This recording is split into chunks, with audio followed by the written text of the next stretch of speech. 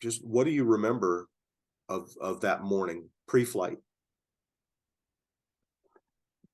Well, starting, This we're talking about. that is a question. So that was what I was going to ask you. Where did you want to begin? Did you want to begin with the time period? Yeah, I'd like to begin with April 4th, 1975. How did that day start for you?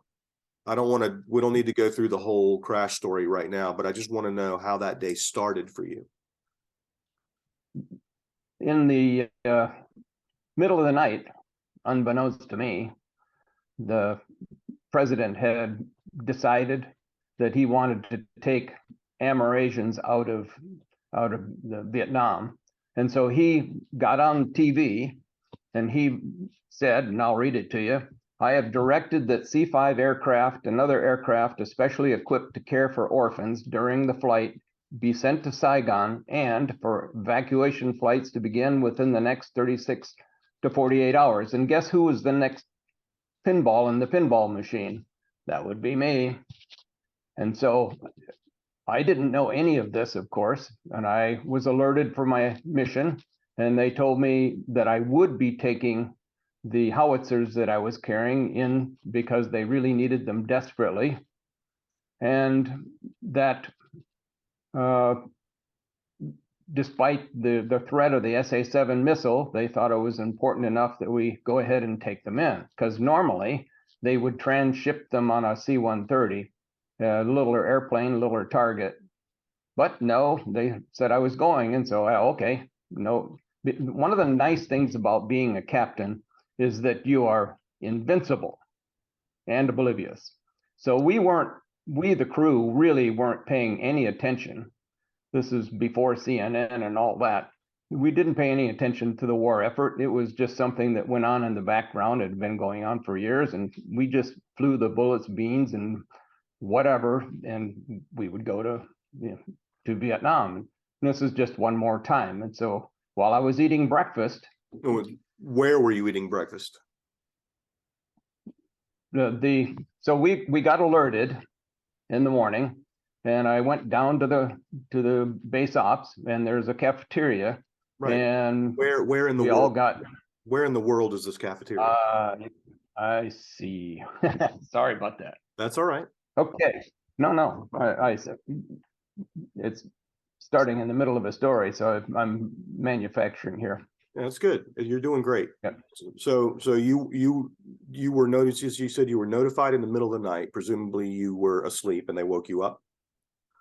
Yes, the normal. We get a crew rest when we land someplace, and we had just flown across the pond from Travis Air Force Base through Hawaii and Guam and the Philippines, and we're now in the Philippines. And normally we would get the cargo off the airplane. The cargo would fly empty probably to Kadena, Japan, and fly home.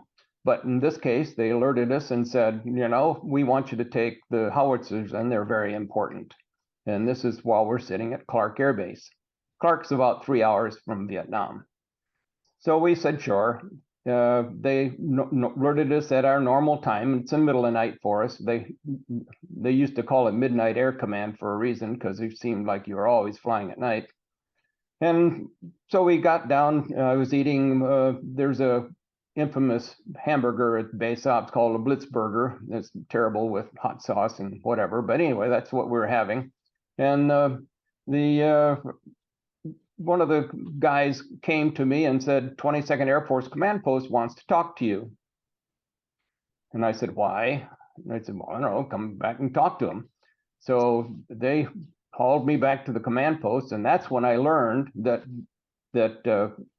President Ford had announced that he's going to carry orphans out of Vietnam and use the C-5. Okay, great, thanks. No. So what we want to know is how many people can you carry out? Well, we've got 73 seats upstairs. That's how many people we can carry. No. How many can you really take? They said. And I was talking to a lieutenant colonel and a major, and I said, you mean floor load them? And the major said, you're pretty sharp for a captain. Yes, floor load them. So I don't know. So I grabbed my loadmaster and we went out to the airplane and we heel-toed and counted tie-down rings and that sort of thing. And we looked at each other and said, you know, if we stood everybody up, we could probably put 2,000 people in here.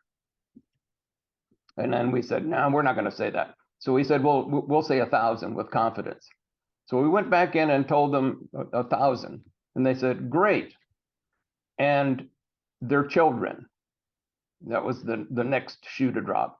And and so then they asked me, so what do you need to carry children? Well, now, back in the 70s, I had a 2-year-old kid and a 2-week-old child. He'd just been born. So I knew what they needed. They needed milk and juice and blankets and diapers. They didn't have Pampers back then. And they said, great, we'll make it happen. And the next thing I know, they're calling me back and they said, well, would you like an air-evac crew to do this mission? Sure. Good idea. Never flown air-evac before. So they did. They alerted the air-evac crew.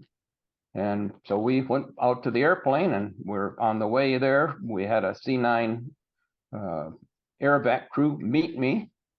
And she came out and saluted. And field grade officers and below really don't salute each other in normal, other than in Hollywood. And so that was a little strange. And she said, I'm your medical crew director. And I turned to my co-pilot I was working with and walking with and said, Till, have you ever flown air-evac? And he said, yeah, on a 141. He says, okay. I said to Regina Ani, work with Till Harp here. He'll help you with anything you need on the air-evac. And we proceeded. And I got to tell you, this whole story is a story of training and teamwork. Everybody knows what they're supposed to do, and it doesn't take a lot of guidance. You really just somebody to keep everybody pointing in the right direction. What else did you want in here? So how long between the time that you found out you were going to Vietnam and the time that you actually left the wheels up? After we went out to the airplane pre-flight, they told us that they weren't ready in Saigon for us to come on back in. And okay. And so we buttoned up the airplane and we're all walking back toward the command post again. And they came running out and said, no, take off. So we turned around and went back out. So this is everything on the ground there at Clark Air Base in the Philippines was maybe 3 hours. Not a long time, 4 times. I could figure it out, but it wasn't an unusually long period of time. It was as if we'd had a maintenance problem or something and just didn't keep going. But we got in the airplane. Go ahead. It sounds like flying to Vietnam was not a routine thing for you. But what had you done it before? It was absolutely a routine thing for me. Okay, I misunderstood. I thought you said that you routinely flew from Travis to the Philippines or to Japan. Because of the SA-7 missile, normally at this point in the process, we would offload a C-5 because it was too big of a target. Mm-hmm. However, I'd been flying into Saigon since January of '69, so long time. So that, I've been flying in and out of there for 6 years, and I was stationed in Vietnam in Cam Ranh Bay for a year flying C-7s. That's a little short STOL airplane that we joke carry 4,000 pounds of gas or cargo, take your pick. But we would go into 1,000-foot strip and deliver stuff to special forces camps and that sort of thing. So my familiarity with Vietnam was actually pretty good. Well, thank you for clarifying that. Yeah, I'm sorry I misunderstood that. I thought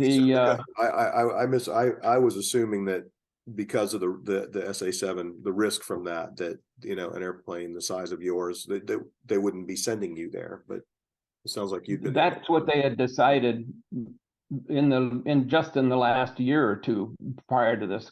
In that intervening time, they had stopped doing it because of the threat. I say stopped. I think they avoided going in country with a big airplane just because it was too big a target, and they didn't know really too much about that SA-7 missile. Gotcha. Never happened, but that didn't keep them from making the judgment. Sure. And I can't say that it was a bad plan. And once again, being a captain and invincible and oblivious, we didn't care. You told us where to go. That's where we went. Yeah. But So this particular day, you had been flying in and out of Vietnam for several years by that point, it sounds like. yes, So what can yes. you kind of walk me through your military career before that, before Southeast Asia? Before Southeast Asia. Well, I can start with the fact that I was drafted. You want to start there? Sure. Yeah. No, I'd love to hear that. Where'd you grow up?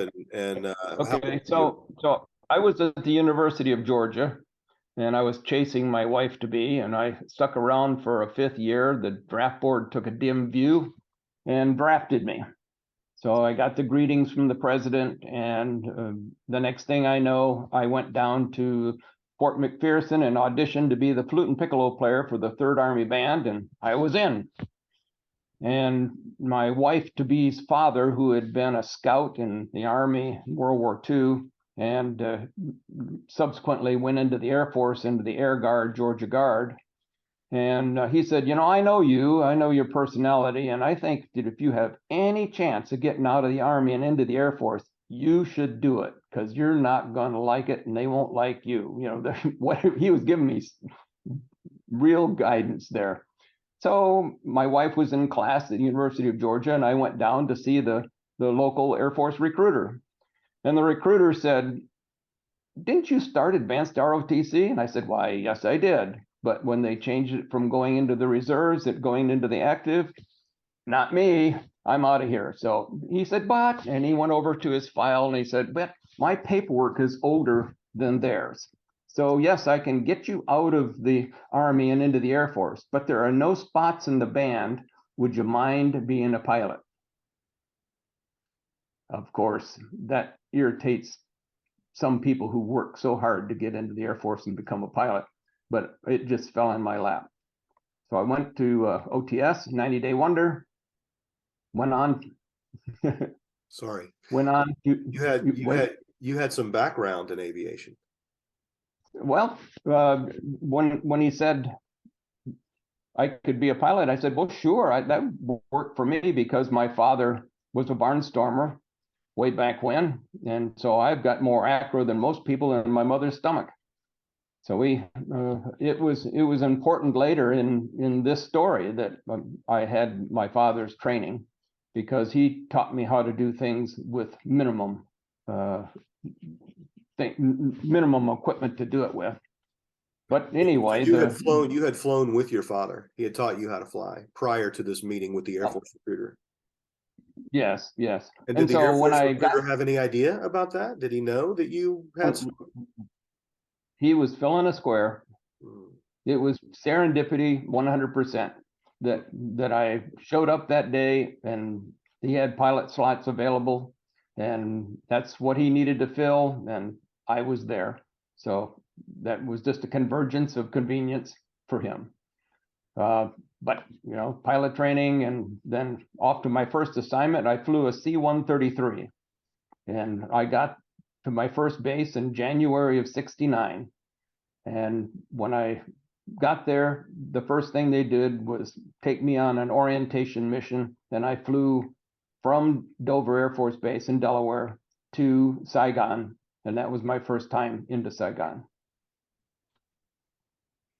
2.5 years later, I volunteered because they were closing the base. I'm sorry, closing that airplane out there, getting rid of the C-133s, and that airplane is now chopped up into Coors cans. That airplane, I guess there's few on static display, but it was a great airplane. It would carry almost anything you wanted, and we didn't stage. We didn't pick up another airplane. We'd keep our own airplane and fly it around the system. And that was because if we had to write up all the things that were wrong with it, it would be grounded out in the field. So we didn't want to do that. We carry it all the way back home and then tell the maintenance people what's wrong with the airplane. So that worked out okay. After that, I went to Vietnam, and I volunteered to go fly the C-7. And the C-7 is a great airplane, and it carries a lot of specialized equipment that would be like rockets and bombs and bullets and steaks and food and just anything that you could take, and we'd fly into a 1,000-foot strip, and it would be great for us to go in there. It was fun flying, and we'd go back home, go back to Cameron Bay where I was stationed, and did that for almost a year until Nixon closed the war and sent me home. And when he did, Now, before when he that, sent me home, sorry, before somewhere in that time period, the girl you were chasing, you caught her. yes. So when I went to pilot training, my wife went back to finish her schooling, and so she arranged everything for a wedding in Savannah, Georgia, and I got married on a 3-day pass.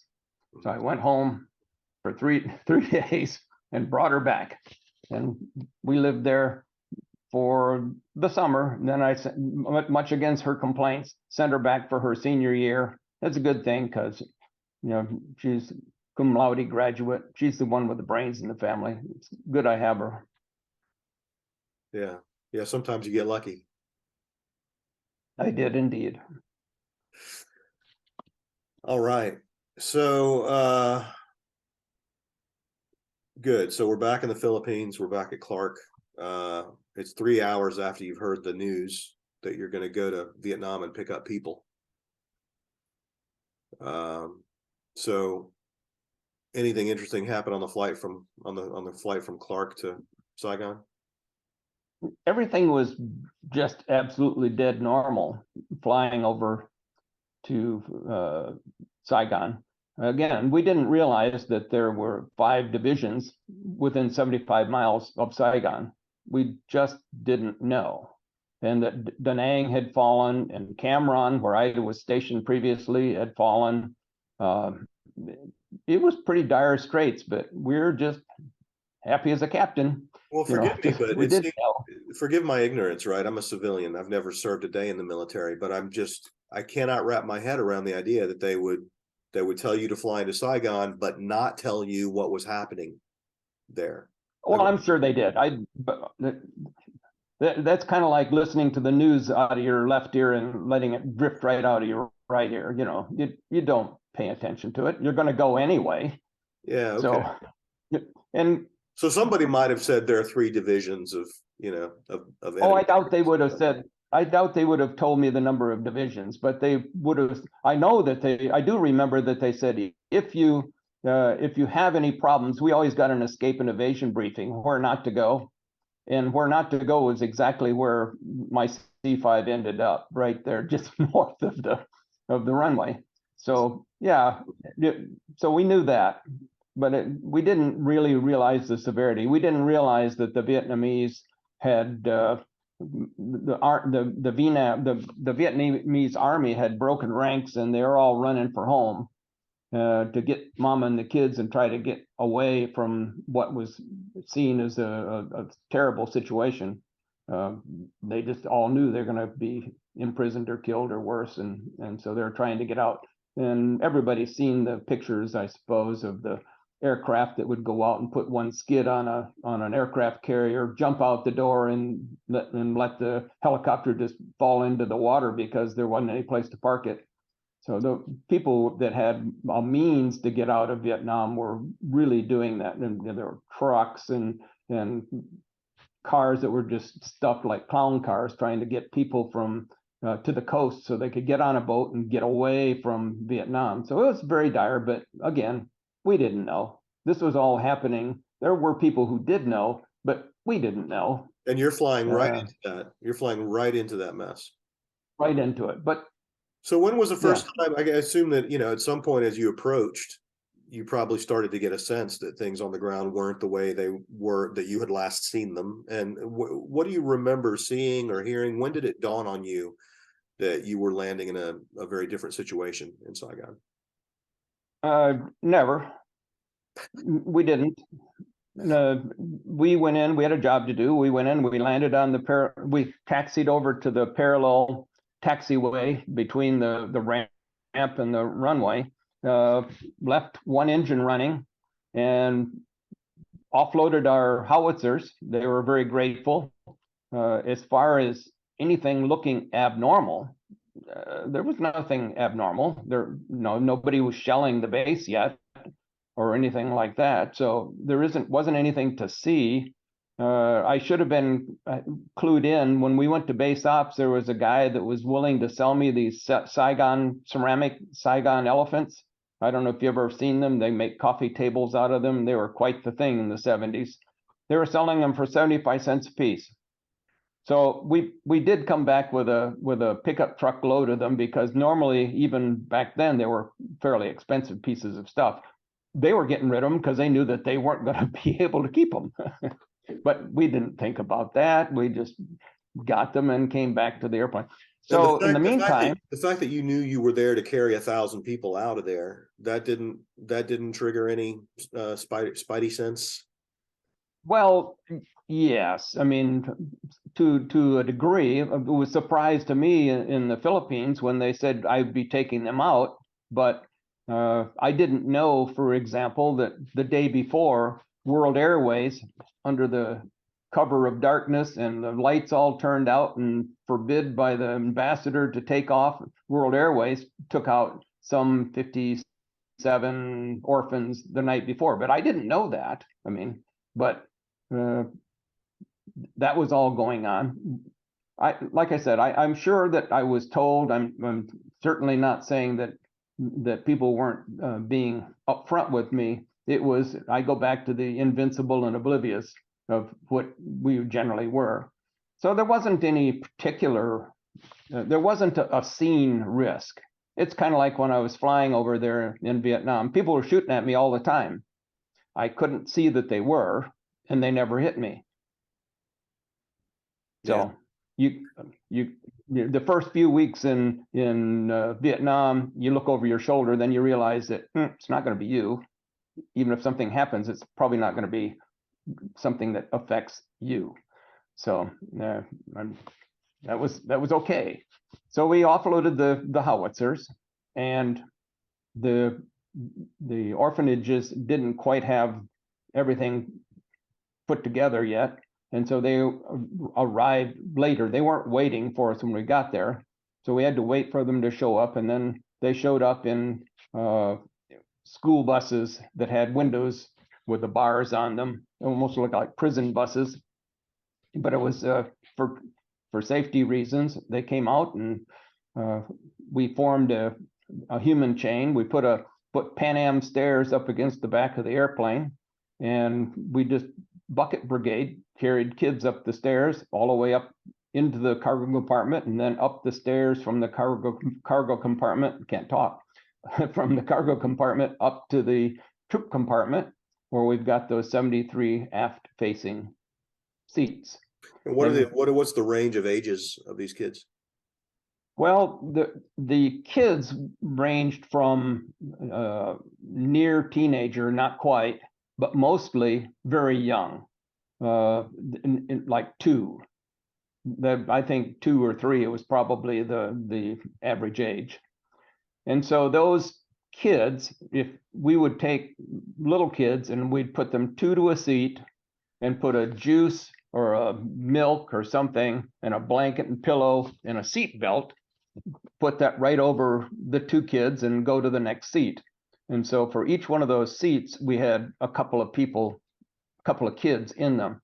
And the irony is that if a kid was facile enough to undo the seatbelt, then he would be taken downstairs and swapped out with a person who couldn't, because we had a lot of people. I think, we ended up with 314 people on board. It was, there's no expectation that we're going to crash. And so there's no expectation that the survivability downstairs was worse than the survivability upstairs. That was lessons learned after the fact. So it was merely crowd control.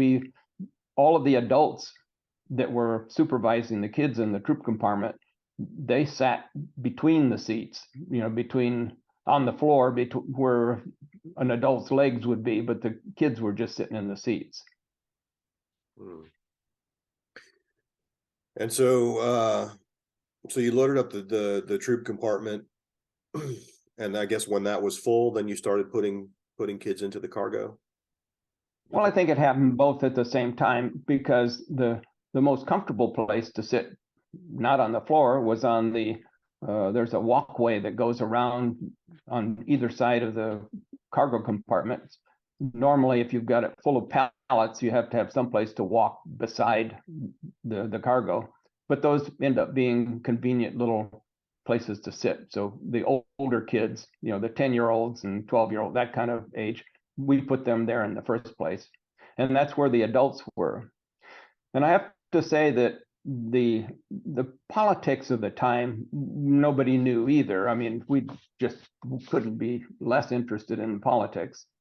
But we were constrained on the number of people we could have in Vietnam at that time. And as the place was collapsing around the ambassador, he didn't want to panic anybody by spiriting his DIA people out or his attaché people out, any of the people that are working for the ambassador. He didn't want to make it look like he's getting them out of Dodge, because that'd just make the panic get worse. Now, I didn't know that at the time. That's something I've gleaned since. It's kind of like I knew nothing about the orphans that were in Saigon at all until after the fact, and that's when I could learn about that. So that we had a lot of DIA people. They also were sitting downstairs, and so most of them unfortunately died. In fact, of the 314 people aboard, 176 people survived and 153 people died. So that's an unfortunate statistic, but the people downstairs did not fare well. In fact, only a couple of people survived downstairs, and almost everybody upstairs survived. Yeah. So we're getting ahead of ourselves a little bit. Help me understand. Can we go back and help me understand how the people were distributed on the aircraft? I know that you said that there were 70 some odd seats upstairs, and then downstairs was this sort of walkway. Were there other people anywhere else? I mean, other than the crew? And certainly the distribution of people, although I started it off with the placing of 2 children to a seat, the rest of the distribution was handled by the crew. So they were doing what they thought was best. And when the catwalks were full, then we put people on the cargo floor, and we'd put a 5,000-pound tie-down strap across their lap. So they were very, very secure, assuming that the airplane didn't fall apart. So it was, we had picked up not only med crew, but when we got to Saigon, we picked up another med crew, and we picked up a combat photographer team. And so those guys were actually using their camera floodlights to help kids get their diapers changed and that sort of thing. Unfortunately, all of their film didn't survive the crash. Actually, the cameras did. The people who picked, the scavengers picked up the camera and took the film out. So unfortunately, back in those days, it wasn't like the digital cameras of today. Right. So you've got people in the seats, people on the walkway, and people on the cargo on the floor, essentially. Mm-hmm. How long did all this take to get everybody loaded and everything, all your checks that you have to do? How long before you're ready to take off again? Oh, again, it's a matter of record, but in my recollection, we were probably on the ground for an hour or two or so. Okay.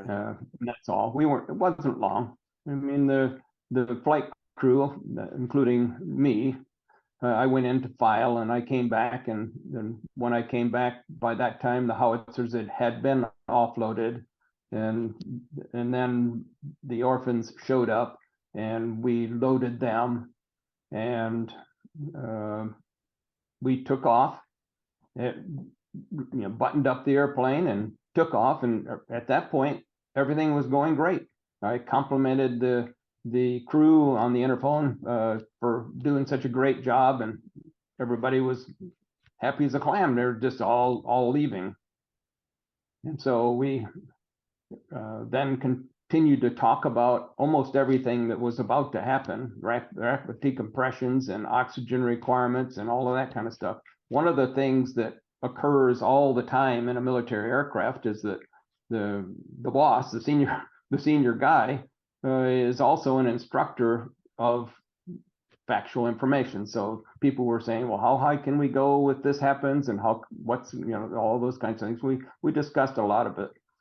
In about 12 minutes after we had taken off, we were just passing Vung Tau, which is an R&R resort on the coast of Vietnam, and the departure point from which we would go back over to the Philippines.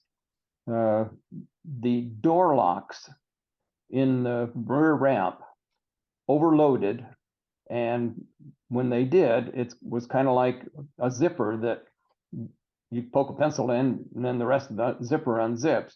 So there were some locks that failed. The ramp dipped into the slipstream a little bit, and when it did, it ripped the ramp off. And when the ramp went, it took the pressure door, which is the big back door of the airplane, and there's 93 tons of pressure on it. So at 23,000 feet, the pressure door and the ramp left the airplane, and when it rotated, it cut 2 of the 4 hydraulic lines and all of the flight control cables to the tail. Now, this happened in a split second. Immediately, we got a condensation in the cockpit, and I looked over at my co-pilot. We'd had a co-pilot windshield replaced in the Philippines, and I just knew it was sitting in his lap. No, he was putting on his oxygen mask, and I thought, that's probably a good thing to do. So you reach over and you get your oxygen mask and put it on. And immediately the crew very professionally started checking in, and I found out what had happened in very short order. I launched my loadmaster to go see what he could see. The engineers were looking at the flight control cables, and they're telling me that I had 2 of my 4 hydraulic systems left. There is no reason that I should have any flight control problems, and I rolled off on a wing. This is all happening simultaneously. There's a lot of things going on. And I put my nose down, and I don't have any, I have no reason to suspect that I have no flight controls. And that's because the artificial feel was generated by the air pressure outside, how fast I was going, and one of the remaining hydraulic systems. So it felt like I should have the ability to pull back on the yoke or whatever, and I could, but it was the cables weren't connected to anything. But there's still hydraulic pressure on the valve, so that they didn't just flutter and have us gain what they say all the aerodynamic characteristics of a rock. We didn't fall out of the sky. So I rolled off on a wing. I had right aileron. That was my only flight control. I didn't know it, and put my nose down. And the reason for that is at 23,000 feet, the procedure is to get back down to a breathing level, which is, you're aiming for 10,000 feet. Well, I went right through 10,000 feet, and I got the yoke in my lap, and we're talking to the co-pilot, and about this time, people came forward and said, I see you have everything under control, and I'm going downstairs to help with the passengers. And so we're doing a lot of things all at once. But the nose started to come back up again. So I thought, wow, we have some control. Didn't realize that we'd just gone fast enough that the nose was now coming up. And so we went up and really just straight up. And so back to training from pilot training and a fighter, to do a vertical recovery, you kick off on a wing. So you lower the nose sideways, and then that brings the airplane back down again. So now I'm saying, wow, that was scary. I was a captain, I was fearless, but that scared me. And so now I'm screaming down again, and I'm going actually even faster. So I end up going, I think, around 350 knots. And when I saw I was going that fast, that's when my dad's training came back. And if you're flying an old Stearman airplane, you don't have enough power to pull you over the top in a loop. So what you do instead is you get some airspeed by going straight down with the airplane. You get your airspeed and then pull up, and then the engine will pull you right over the top. But that's managing an underpowered airplane. And in this case, though, I figured that if I didn't do anything, I would probably just go down and hit the water or hit Bung Tao, or I just was going to do that. So I added power in the dive. So when I went to max power in the dive, that got me going faster sooner, and it pulled my nose up sooner. And now I'm starting to scream back up just like I did before. But even though I was a captain, I was trainable. So I rolled off on a wing at 10,000 feet and said, whew, what do we do now? Let's pull over to the side of the road and talk about this. Yeah, no, can't do that, unfortunately. So that was the way that we figured out that, well, I am now flying in the direction of Saigon, and I'm at about 10,000 feet, and I can roll the airplane with the remaining elevator. And so I'm doing power for pitch and that remaining aileron for bank. So I called for gear down before landing check and had the co-pilot emergency extend the gear. So that was the beginning of the trip back home.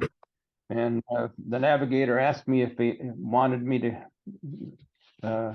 him to give me headings, and I said no.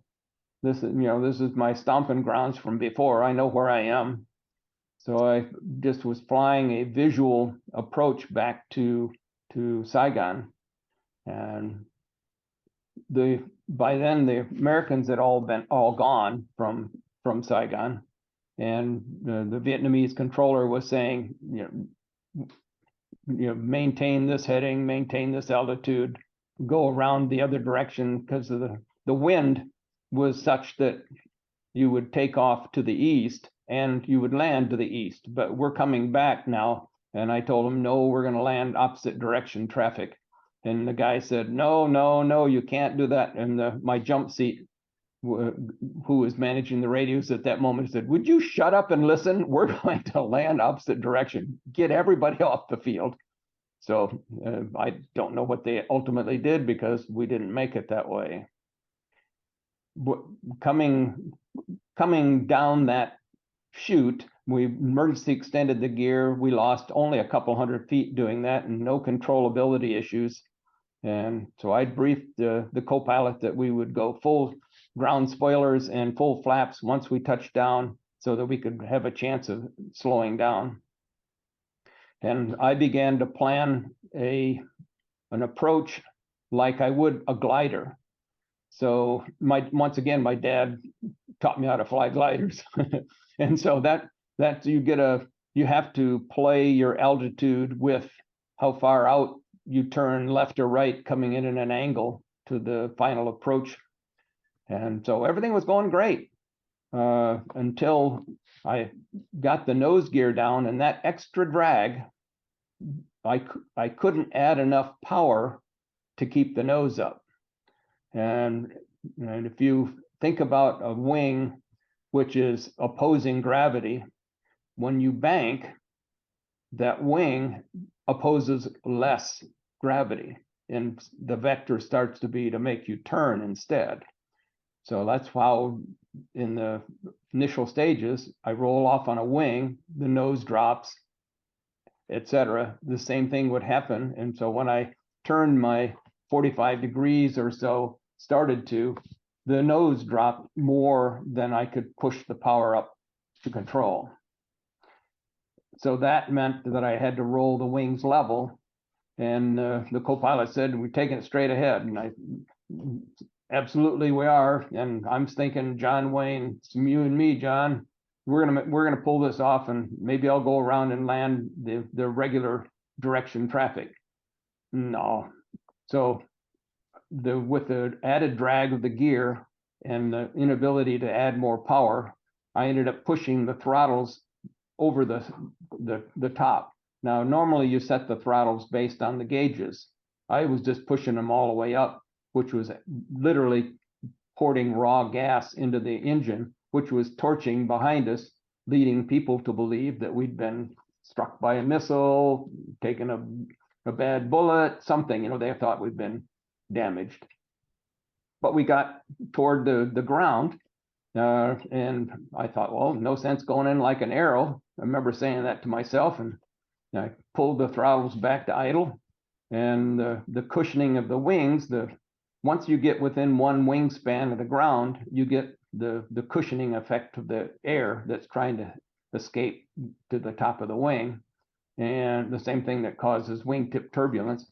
And so it leveled me out, and we touched down at 500 or 600 feet per minute, which is a normal landing touchdown. Everything was going great. And then all of a sudden we bounced back in the air. I only learned later that my co-pilot had taken me at my direction and put the flaps to full. And when he did, we popped back into the air again. And now I see a big river ahead of me, and that Saigon River was lumen large. And so I added a little power and didn't really get any power out of it, but I think we probably drug our tail in the water of the Saigon River and landed on the other side. Now, unfortunately, there were 4 or 5 Vietnamese soldiers with AR-15s and flip-flops, and we landed right on top of them. They were the first casualties. I'm sure they never expected to see a C-5 coming at them for 30 or 40 feet. So when we touched down this next time, it was very rough. Now, unbeknownst to me, what happened on the first touchdown, it snatched the gear off. And that took a lot of the energy away. And now the co-pilot had put down the flaps, and that allowed us to slow down really quite a bit. And then when we hit the second side, it was very rough. The tapes all dropped, which meant in retrospect that the electrical connections had all been broken. And then unbeknownst to me, the airplane broke into component parts. From my perspective, all I could think of right then was my childhood in Stone Mountain, Georgia, when a scenic cruiser bus had gone out to underneath a bridge one way, and didn't realize that when he came back the other way, it was lower on that side, and it chopped the top of the scenic cruiser bus off. Because at this point, I can feel us rolling upside down. I'm looking out my window. I can see that there's dirt and everything coming up. So I said goodbye to my wife twice, and because I thought that was it. And suddenly I came to a stop. It was quiet. I was alive, and somebody yelled fire. So I didn't need any more hints than that. I undid my seatbelt. I was upside down, swung around, opened the side-facing window, which had a little crank on it, which upside down I reached in the wrong place first, of course. rolled out down the window, got out my side window, which is usually 33 feet in the air, stepped out, reached back in, got my hat and put it on. I was military, I was outside. Turned out it was a navigator's hat, but it didn't seem to bother him or me. That was, the silly things you do. And I looked down the side of the flight deck, not realizing that it had turned 180 degrees. And I'm now looking at the wings that are all by themselves burning. And I thought, that's the rest of my airplane. So I walked another 25 yards till I got past the end of the broken off flight deck, and I could see that the troop compartment was 100 yards or so away. And we dispatched crew members over to the troop compartment, and they began offloading the kids out of the troop compartment. And I went around to the underside of the flight deck where I found 2 survivors of the crash. So that the only adult survivors that I'm aware of. I think there might have been a kid, but I don't know. We didn't ever get a manifest. They never did create the manifest for us, so we don't really know. So we've been talking on the radio all this time, and Air America, they were on us in about 4 minutes and started carrying out the survivors, and they're taking them back to Saigon. We were only maybe, as the crow flies, 2-3 miles from the end of the Saigon runway. And they would ferry them away, and then they started going for the deceased, and they carried them away. And when they got all the people out of there, the only people left were me and my loadmaster, the same guy I'd paced off the tie-down rings with. And so we got on the last helicopter and flew back to Saigon and spent the night there. Of course, it's daytime back in the world, so we didn't get a lot of sleep. It was an interesting aspect of that story too, but I don't know where you want to go with this.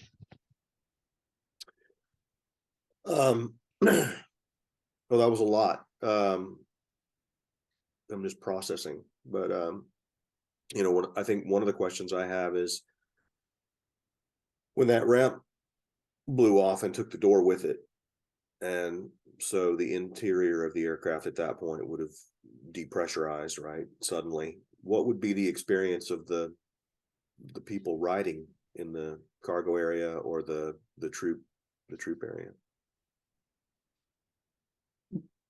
Unlike a Hollywood rapid decompression, it does not last a long time. It is a momentary thing. So when the ramp broke off and took the pressure door with it, I would say 30 seconds it's over. So it's just, and in that moment, just like in the altitude chamber for training, you get a momentary burst of fog because of the condensation in the air, and then it's gone.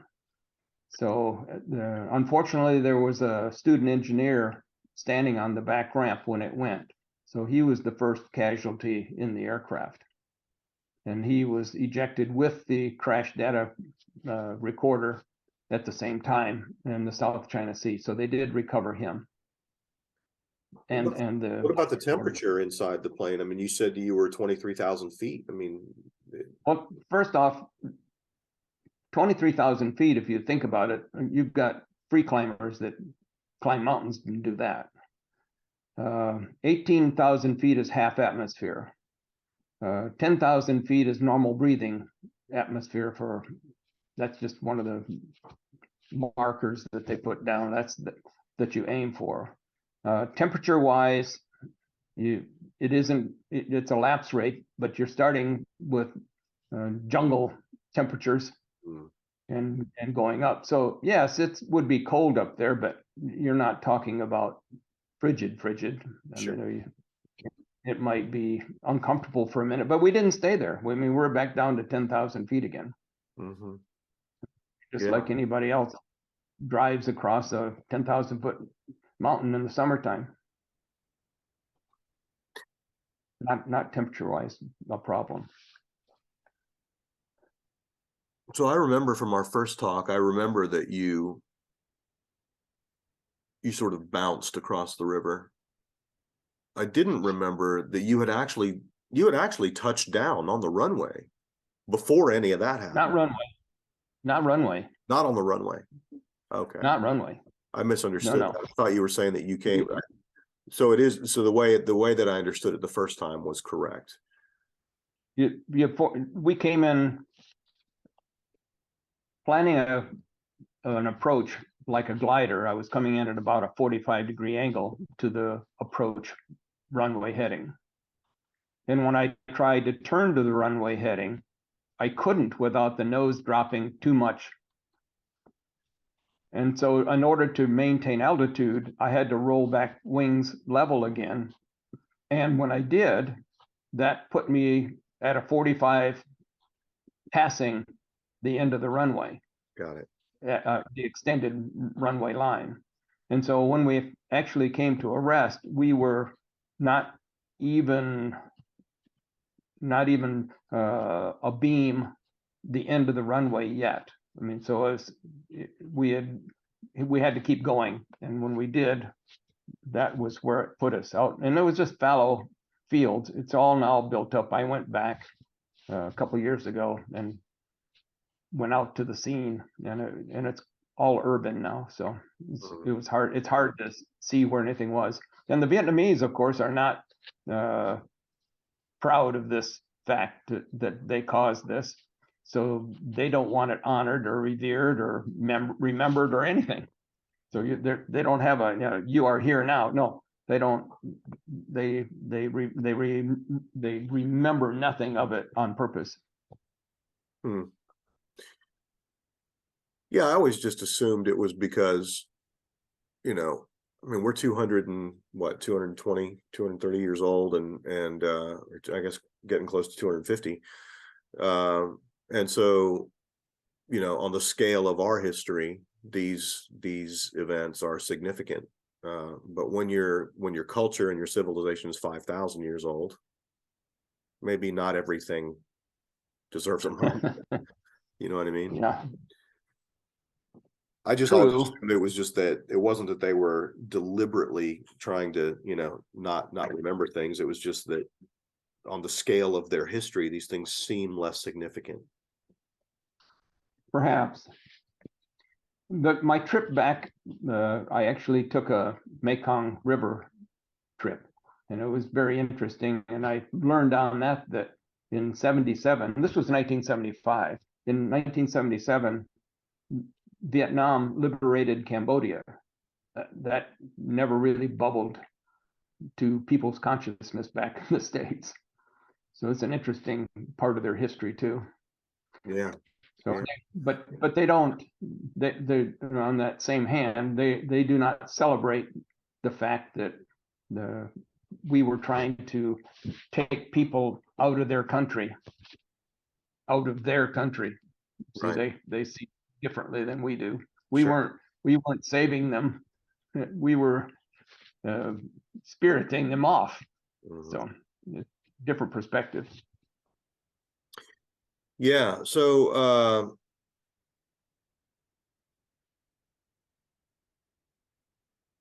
of the, what was it, 136 who died? No, 138. 138. Yeah, 176 lived, 138 people died. I want to say it right. Okay. And the ones who died were all in the cargo? Just about all of them. We had a loadmaster who stood up and punctured a slide, and he died in the differential speed. So the first impact jarred one of the slides to be opening inside, and because they could have a chance would be that they would crush somebody or hurt them, the procedure was, should that ever happen, is that you stab the slide and deflate it. And he did that, and he was putting his knife away when we hit the second time. And of course, that's just like you standing in a truck and having the truck hit a telephone pole. The truck comes back and hits you at that differential speed. So there's one case. And so we had 11 people, 11 crewmen die in this. So there are 11 people on that wall. And those 11 people were just doing their job when things went wrong. We had a med tech climbing the flight deck ladder when the rapid decompression, the door blew out as it's designed to do, so that it doesn't pop the balloon, so to speak. And it hit him, and it hit him in the face and hurt him. And so another nurse was attending to his injuries. Those are 2 people downstairs. I had a third pilot who was really on his first operational mission, and I told him he would be best served to buy a camera and all the film he could carry at Clark, and he did that. So he was downstairs filming. Of course, we got nothing out of that, but he was downstairs. There was a lieutenant colonel who he had come forward that while I was going through everything else, and he was put on the airplane at Clark for adult leadership. He was a lieutenant colonel and I was captain. But he said, "You've got everything under control. I'm going downstairs to help with the people downstairs." And so he was downstairs when he died. We had 3 loadmasters who died, student engineer, 2 med techs, three med techs actually. And the 2 photographers that were filming during the rapid decompression, I mean, I wish I could have gotten their film. They died in the crash. So all of these 11 people of the crew died. Now, almost everybody that was upstairs survived, except for the loadmaster that was stabbing the slide. The other person who died upstairs was lady Barbara Adams. She was DIA, and she and her daughter were leaving to literally just to escape. And so one of the med techs upstairs saw this 18-year-old blonde and suggested that she might want to come up and help with the supervising of the kids upstairs. And she said, "Can I bring my mom?" And so she did. And after the first impact, Barbara told Linda that she wanted Linda to be between Barbara on the aisle and the side of the airplane. I mean, a laudable mother thing, but once again, she was standing in the aisle at the second impact, and so there was nothing to brace her. And so she was the other fatality upstairs. No one forward, of course, was injured at all, which I say, of course, it's normally in Hollywood, the pilot gets it first, and that's just the way it generally happens in aviation. But in this particular case, the airplane broke in its component parts, and I would say in its manufactured parts. What they do is they create a flight deck and a wing and a troop compartment and a tail, and they put those all in a jig and strap a cargo compartment underneath it all to hold it together. And when the cargo compartment abraded away, kind of like a slinky collapsing on itself, the airplane broke into those component parts again. My flight deck rolled inverted in 180 degrees. The wings and the troop compartment unencumbered by the rest of the airplane. Oh, by the way, the tail dropped off probably first. But the wings and the troop compartment flew themselves away from everything else for another few hundred yards, and it touched down, and my imagination, it caught a wingtip or something, and it snapped the wings off of the troop compartment. So the wings flew themselves, the wings only, and all the fuel and the engines, and it politely burned, again, 100, 200 yards, or whatever it is, away from everything else. So once again, serendipity worked out. The troop compartment went in kind of like a toboggan, and that same med tech that invited Linda Adams up into the troop compartment thought he had told me later, he said, I thought with no windows, so we don't have anything to look out. With no windows, I thought we had landed on the runway, run off the runway, and then taxied back on the runway. So when he opened the hatch for an emergency escape, he was surprised to see that there was grass up above that emergency hatch. So that's how uneventful, can I say, the ride was. That truly was Hollywood. And so the people, generally speaking, some of them had to be, some of the kids had to be awakened because they slept right through it. Isn't that something? Wow. You know, one of the things that strikes me about this story is, you know, you mentioned how capable, you know, your crew was, and all the people who helped get the airplane loaded, you know, in really a short amount of time. You know, more than 300 kids, you know, loaded onto the airplane, strapped in, safe and secure, and ready to take off. And that's, you talked about teamwork, you talked about training. Yep. I don't want to diminish the tragedy of, you know, 138 souls lost, but I wonder how much worse it could have been if it hadn't been for all that teamwork and training. One of the great things about the military, and that people don't understand really sometimes, is that you can, the parts are interchangeable sometimes, if you want to think of it in mechanical terms. So did I ever fly with any of these crew members before? Maybe one or three or something, but no, basically no. So the load masters, I might know them from passing in the squadron, but we didn't party together, so I didn't really know them. But I knew that they were trained, and I knew how they were trained, and I knew the standards to which they were trained, and so I knew what to expect out of every person. And not everybody does everything right the first time, but I got to tell you, this crew really did everything right the first time. So it was an awesome experience from that standpoint. And I have to say too that the crew, as great as they were, had there not been a misrigged lock that blew out the back of the airplane, we would have taken our crew and our cargo and our companions and the orphans and everything else. We would have landed in the Philippines. We wouldn't have been met by the president. We wouldn't have been met by anybody.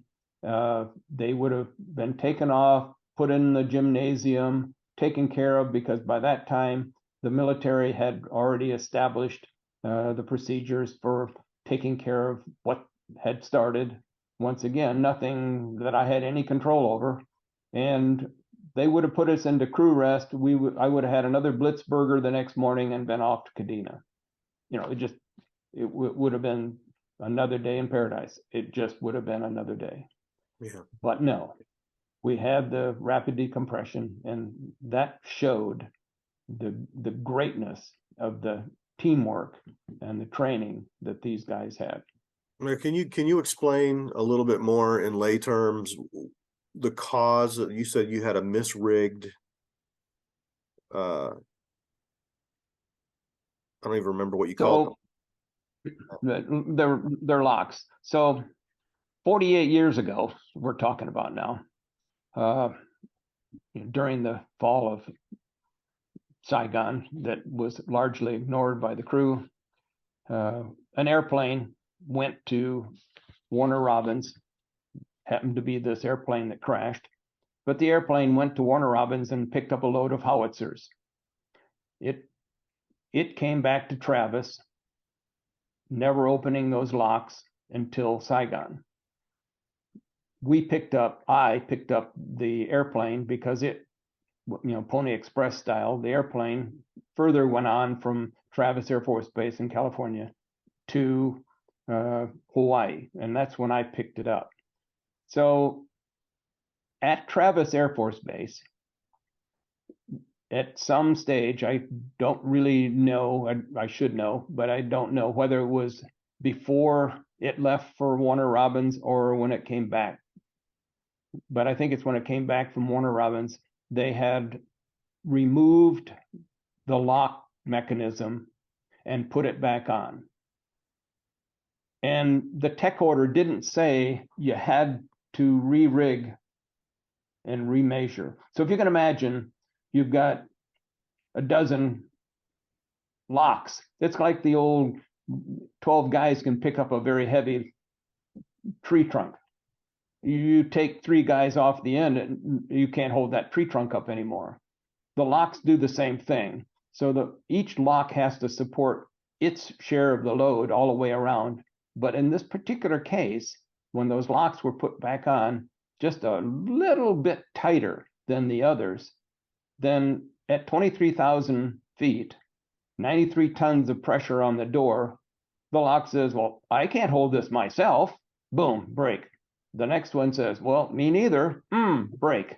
So in the matter of a few seconds, the locking system, which is very, very sturdy, just unzips itself. So there was no fault other than they didn't think that in the situation that occurred with the removal and the putting the locks back on, that it should have been re-rigged. Now, in Monday morning quarterbacking, you can say, well, why not? Why? I mean, it should have, but that isn't going to work either, because you don't necessarily do things because you should. You do that because the tech order says do it, or it says don't do it. But if there's something in the middle, you probably aren't going to take the initiative to say, well, the tech order is pretty stupid on this. We ought to do this instead. And if you did, then you should have done that last week and put it in for a change. So at no fault, really. Yeah. It was a lack of foresight, maybe. Well, but nobody did something. Nobody. Right. Who in Warner Robins, Georgia, would have been thinking about, Yeah. So that's what happened to the lock. Then the lock was only opened when we took the howitzers off in Saigon. And they did have an issue closing the locks, in that they closed it once and had to open them again and closed it again, and it all seemed to be just fine. But again, not the naked eye can't see how much the lock is how much pressure is on the lock. Right. Sure. So I just have 2 other areas I want to get into. Do you need a break? Need a drink of water or anything? We'll probably be out of here in 15 minutes. I see. Came prepared. Okay. All right. So the first area I wanted to talk a little bit about, or, just whatever you're willing, whatever you're comfortable sharing. You talked about the people who perished in the crash. One of those people, obviously, you said there are 11 on the wall. One of them is one of only 8 women on the wall, and that was Mary Clinker. Right. I know that it was a situation that you flew with her all the time or knew her well or anything like that. But what do you remember, and what would you like to share about her? It's less than that, actually. Mary Clinker was a flight nurse on a different airplane, because C5s don't do anything with medevac. There was no reason for me to have ever met her unless we crossed at the club or something. And being married, I wasn't supposed to do that. So Mary Clinker was on Saigon when we got there, or thereabouts. Mm-hmm. And so somebody had tasked her, not me, to come over to my crew and volunteer, so to speak, to help out in this situation with the kids. Mm-hmm. It was a smart thing to do. It gave more medical expertise, So she and her crew joined my medevac crew that I took from Clark, who happened to be also TDY from Travis. So that all leads back to Travis somehow. But Mary Clinker was downstairs, and she was attending to the wounds of Sergeant Paget, and that's where they remained. In fact, when I told you that the loadmaster and I had left after most of the living and bodies were taken away, we couldn't get Clinker and Paget. So I went back to a place called the Gray House and spent the night, and asked to get a helicopter to take me back out to the crash site the next day. Now, I'm still naive about that at this point. I expected to see some airmen in white ropes and silver helmets and, checking orders, and no. I got back there, and there was a Vietnamese soldier, don't know whether he's north or south, presume it's south, with an automatic weapon in his flip-flops and wearing my flight jacket. And so with a little pointy talkie, you can point to my name tag and point to the name tag there. He realized that what I was saying was that was mine. And so he took the coat off and gave it to me and continued going through my suitcase, because we had, the loadmaster and I discussed briefly, well, should we take all the crew bags? And we said, no, this is before CNN. It was this is a Proxmire moment. We don't want to make this look like it's not important by putting our crew bags in the forefront of this picture at all. We'll come back and get them, or somebody will get them. So we had all the crew bags on there. When we got out there, Mary Clinker and the tech were trapped in the underside of the wreckage where it had collapsed on them.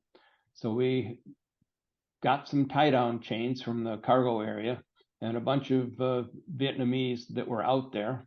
And by doing the old heave-ho, we were able to jerk the wreckage back and forth and free the two bodies and put them on a helicopter and fly them. Now, I didn't go with them, but fly them back to the hospital and morgue area.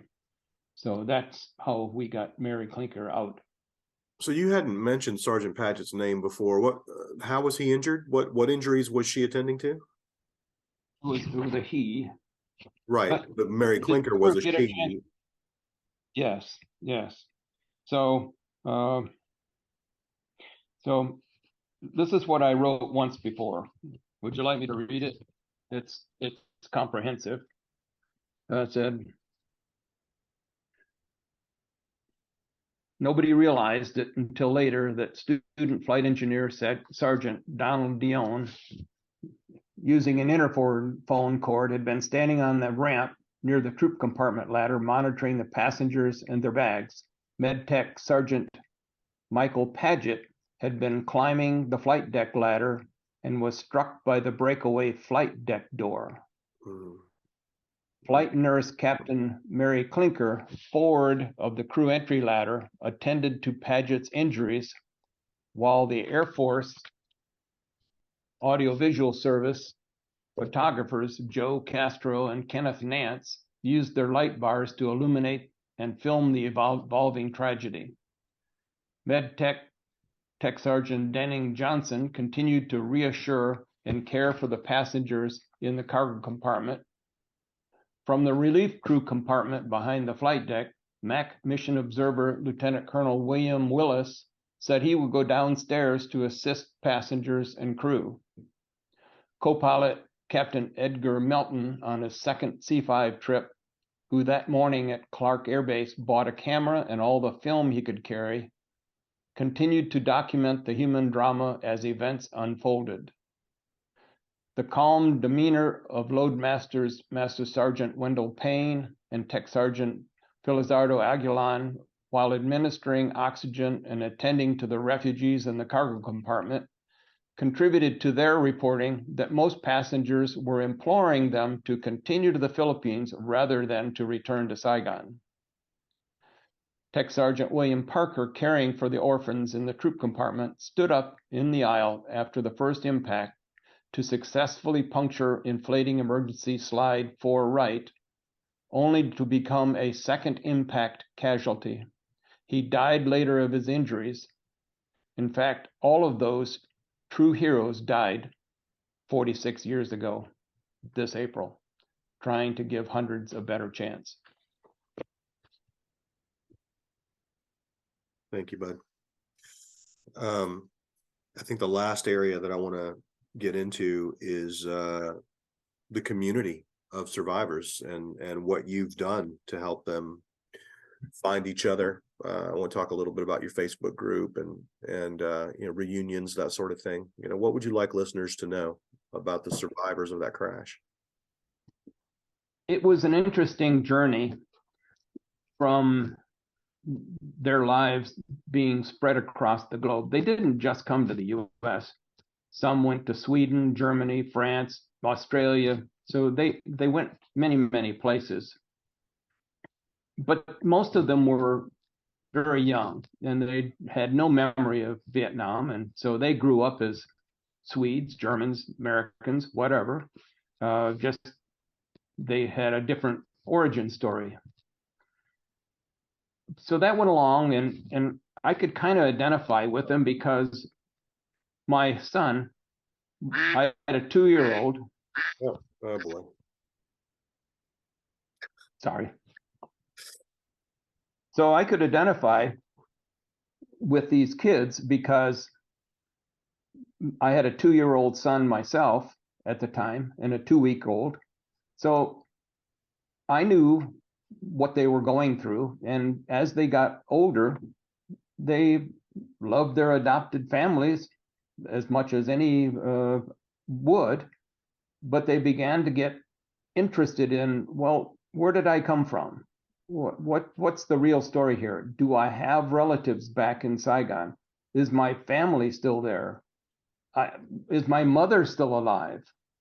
Because it became apparent later that many mothers had taken their children, particularly if they were mixed race, to the orphanage to be evacuated, feeling as though this was going to be another purge, similar to that it was occurring with the Pol Pot regime in Cambodia. So indeed, there were many families that were left behind.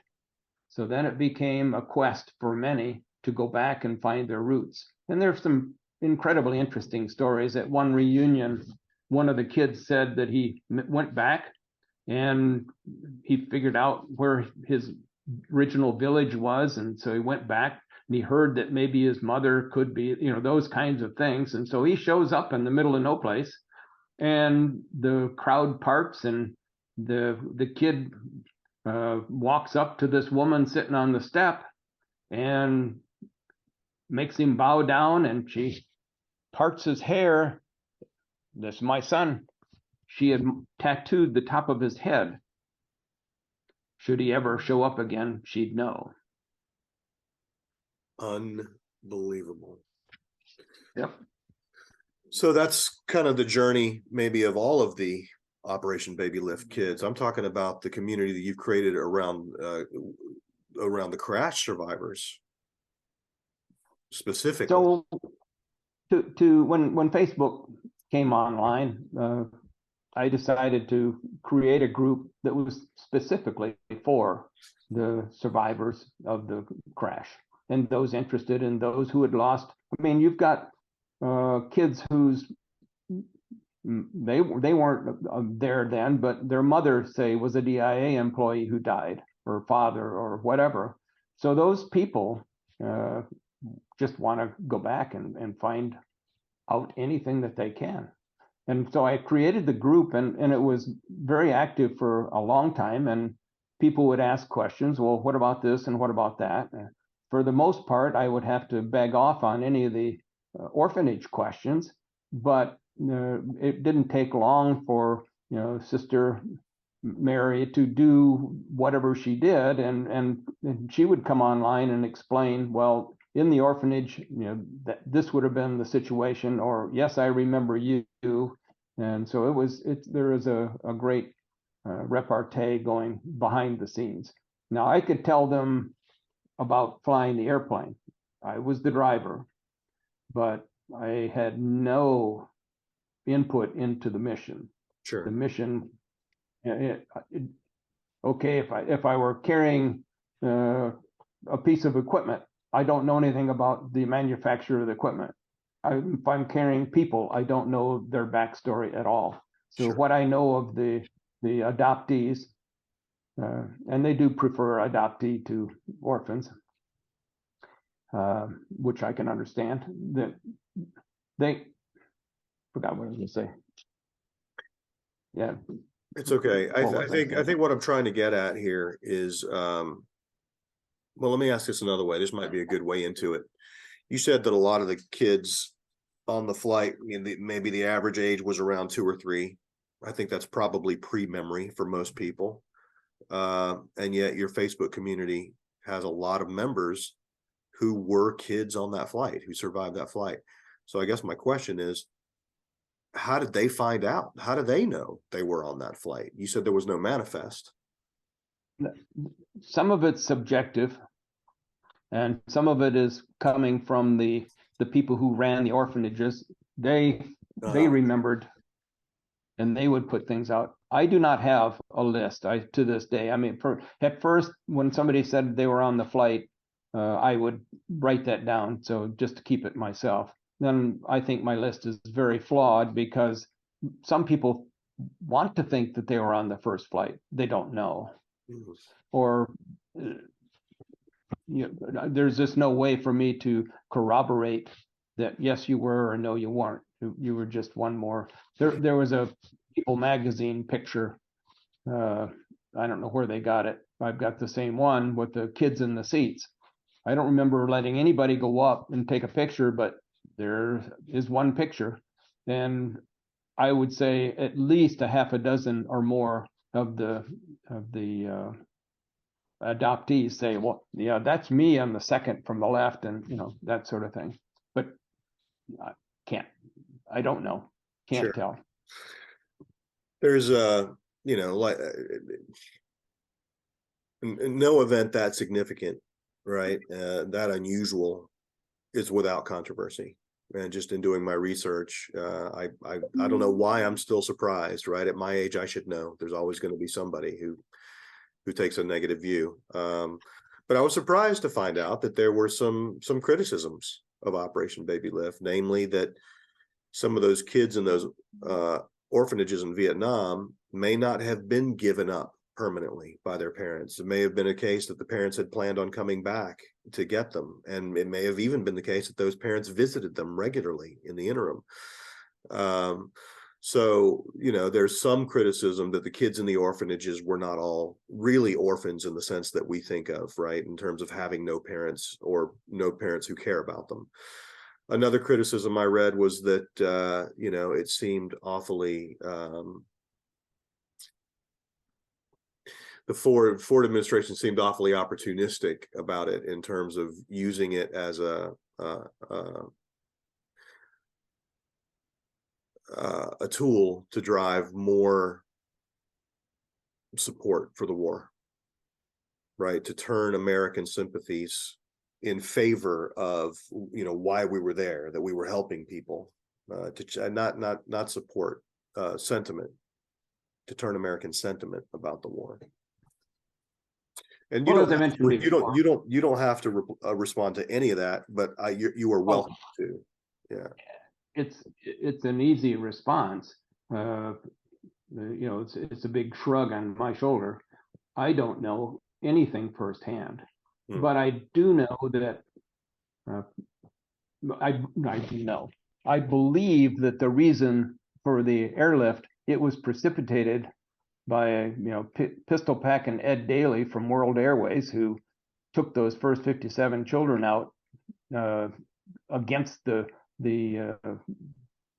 ambassador's wrath, and I think that that President Ford, who himself was an orphan, by the way, saw this as an opportunity to change the results a little bit. So he either had to support getting these people out or punish World Airways for getting people out. And that was when he went on television, and the 4-star at MAC, P.K. Carlton, said that was the first time I ever got my orders over the TV. Because that's when he went forward, when I directed that the C-5 and other aircraft take out orphans. So that's how that occurred. Now, who gets put on the airplane wasn't the U.S. choice. It was the orphanage choice. So the offer was, we'll take up to 2,000 people away, send them out, we'll fly them out of here, we'll get them out of here. So if you're in a level of a criticism for a decision, I don't think it should be on the shoulders of President Ford. Yeah, got it. We were infrastructure. We were logistical. We were making an emergency activity. Yeah. So it was humanitarian airlift, not anything that was otherwise. And you'd mentioned that they were taking people that weren't necessarily orphans. Well, I mentioned before that some mothers wanted them to be removed. I'd come back and visit them another day. Saigon was at this point, everybody in Saigon knew what was going on, that they're about to be overrun. And they could only think that if they had had any cooperation with the United States, that they were going to be killed. I mean, that was very serious. Sorry about that. Let me get rid of that.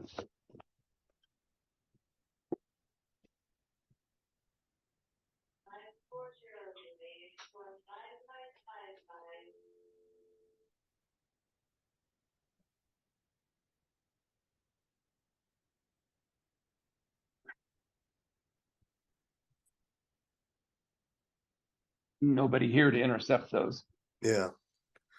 Yeah, Leah said that her father, as far as she's been able to determine, I mean, there's really no idea what happened to her mother. Her mother may have been deceased already. She said that her father dropped her off at the orphanage.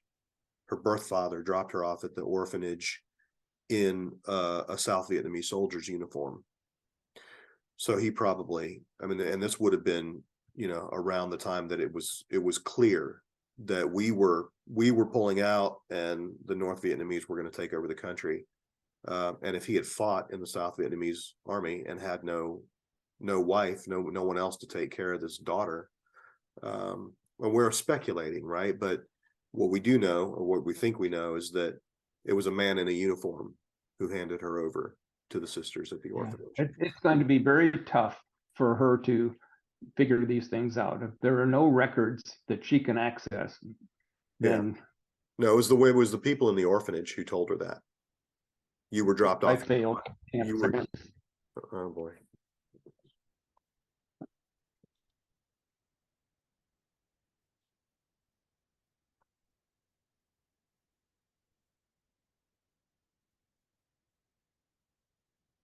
I erroneously figured that if I took the phone off the hook, but I forgot about the DD. Yeah, that's okay. That's okay. Anyway, I think she and her parents have been able to get information from the orphanage. They're the ones who told who said that Leah had been dropped off as an infant by a man in a uniform. Yep.